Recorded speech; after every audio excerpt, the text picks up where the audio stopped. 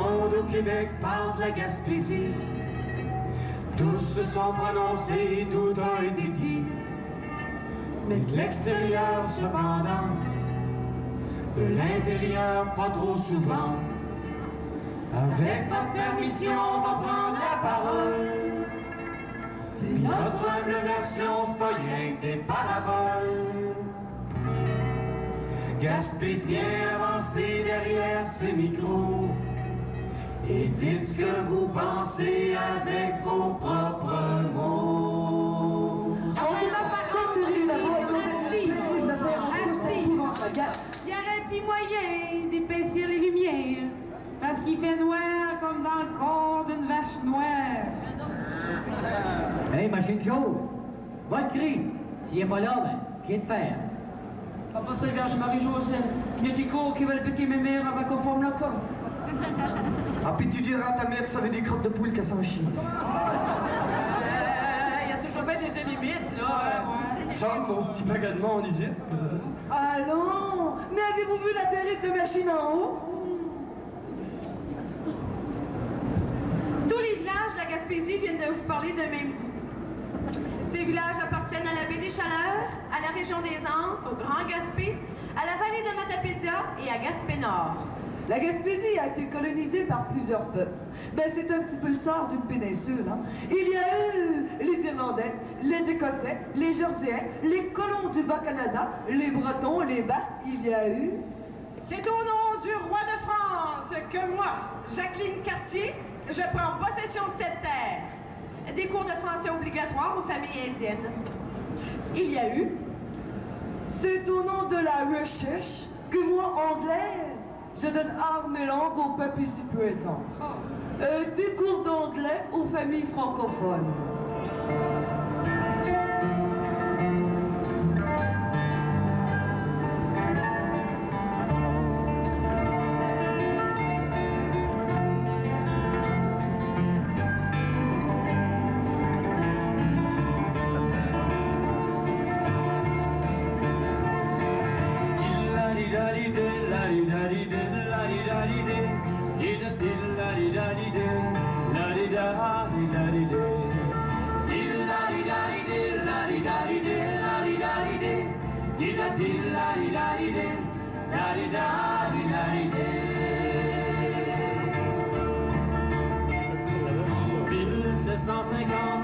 Partant de Beaubassin, cette famille acadienne durent quitter leur pays. Avant la baie des Chaleurs, avec femmes et enfants, dont les cris et les pleurs déchirèrent l'Acadie.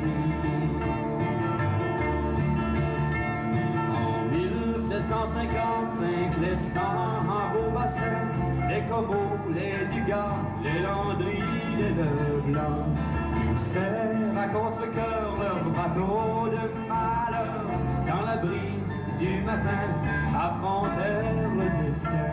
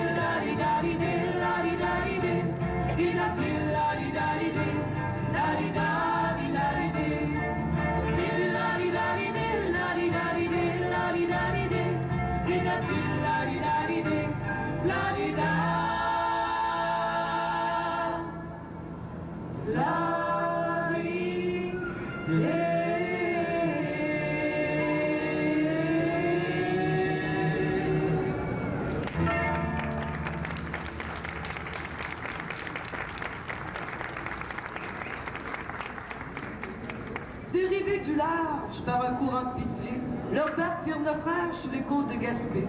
Et ces hommes et ces femmes en exil combattirent pour donner à leur race en péril une terre à défricher. Ah, défriché? Ah, ben ça, c'est sûr qu'on a défriché, hein? Ah, même qu'il y a un pas pire bout de chemin de fait, à part ça. Ben ça, un chemin, si tu veux, t'en fous jamais le bout. Ça fait que c'est pour ça là, que le bout qui reste à faire, ben on va le laisser aux jeunes. Avant ça, on pêchait avec des grosses barges à voile. Et là, c'est rendu que c'est des gros bateaux à moteur. Oh, j'étais allé voir ça, moi, à l'usine à Rivière-au-Nord. Oh, j'étais avec mon mari, mon gendre, ma fille puis sa fille. Oh, c'est terrible. La morue, elle rentre par un bout de la machine, elle n'est pas équeutée. Elle ressort à l'autre bout, elle est empaquetée puis congelée. En tout cas, là, je vous dis que c'est beau le progrès, hein? Moi, j'ai pour mon dire qu'aujourd'hui, une jeunesse qui veut. La jeunesse qui veut. Une jeunesse qui veut, une jeunesse qui veut, à beau vouloir tant que tu voudras, là. Prends une petite ferme, master, hein? Ben, pour faire vivre une famille, il faut qu'elle soit grosse. Des petites, il n'y en a plus, c'est rien que des grosses fermes qui restent. La terre, elle est toujours là. Mais il y en a des bien meilleurs ailleurs, qu'est-ce que vous voulez. Moi, je dis, là, qu'il faudrait que les jeunes, là, dans toutes les études qu'ils font, là, ben, il faudrait qu'ils étudient cette terre-là. Mais il semble que ça pourrait donner de l'ouvrage. Ben moi, c'est pas mêlant, là. Il me semble que l'avenir, là, c'est dans le bois. Avec tous les gros moulets qu'on a, puis ceux qu'on va avoir, là, ben il va falloir qu'ils s'embûchent du bois. Puis ça aussi, ça va donner de l'ouvrage aux jeunes. Dans le bois, dans le bois. Ça fait longtemps que ça existe, ça, bûcher. Ben, c'est justement, tiens, ça fait assez longtemps que ça bûche que là, ça serait le grand temps qu'on pense au pouce, hein? Ah, ben moi, je vous avoue que, personnellement, là, j'ai déjà vu ça planter des arbres, hein? Mais je vous avoue, là, que je serais bien embêté de mettre à semer du cuir. Ah, c'est vrai que c'est plus embêtant. En tout cas, moi, je me fie aux jeunes, puis au progrès.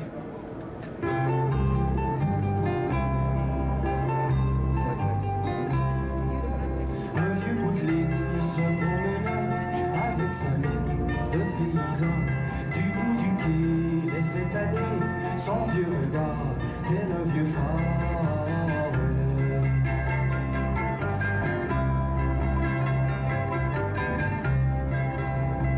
Il tournait, tournait pour voir arriver les filles de la baie. Il tournait, tournait pour voir revenir les fils de notre avenir.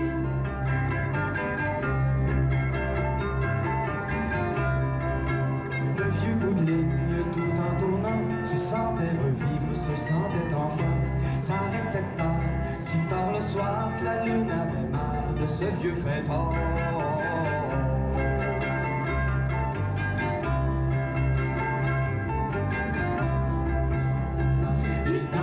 Dansait comme un fou de bassin qui chavire au bon gré du vent. Il valsait comme un grand seigneur et chantait comme un vieux pêcheur.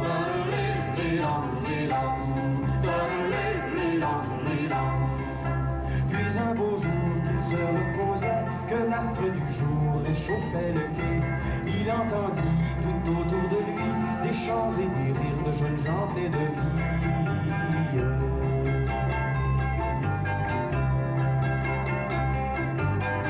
C'étaient les fils de la baie et les filles de notre avenir qui dansaient pour enfin célébrer le retour à la terre tant aimée.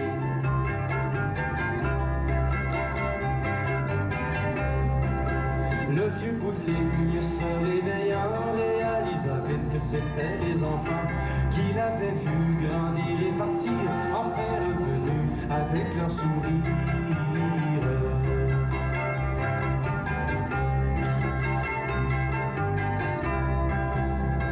Ils chantèrent, chansons éternelles, sur des airs qui donnent des ailes. Ils chantèrent, chansons éternelles, sur des airs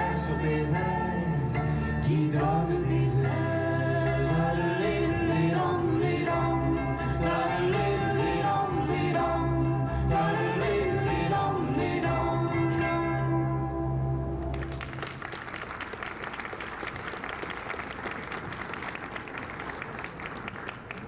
on est tous d'accord à dire qu'un peuple qui perd sa jeunesse est un peuple qui se meurt.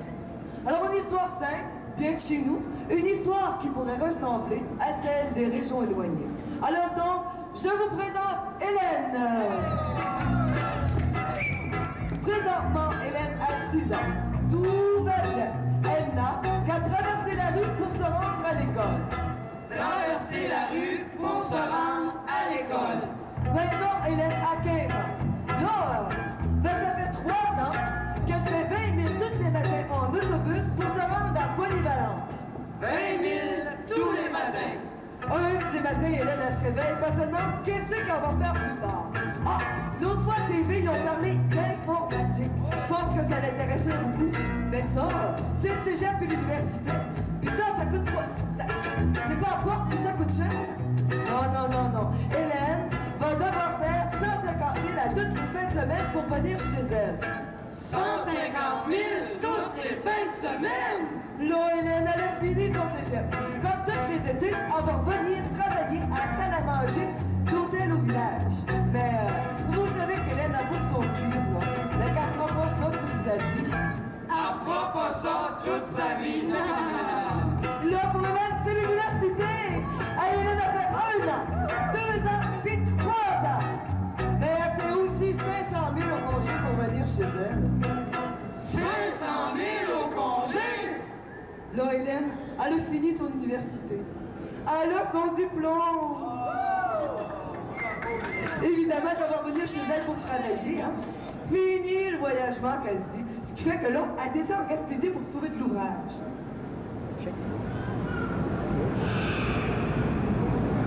Mais vous savez que l'ouvrage en informatique, là, mais ça court pas les rues par chez nous. Les rangs non plus, hein? Ah, l'autre fois, il y a une de ses chums qui lui a téléphoné puis qui lui disait qu'il y avait beaucoup d'ouvrages en Alberta. Ou peut-être qu'un jour, lorsque le bateau de pêche de son père fonctionnera avec des machines en informatique, ben, quand elle pourra se trouver un ouvrage chez elle puis dans sa spécialisation. Pauvre Hélène! Pauvre Hélène! Pauvre jeunesse! Pauvre jeunesse!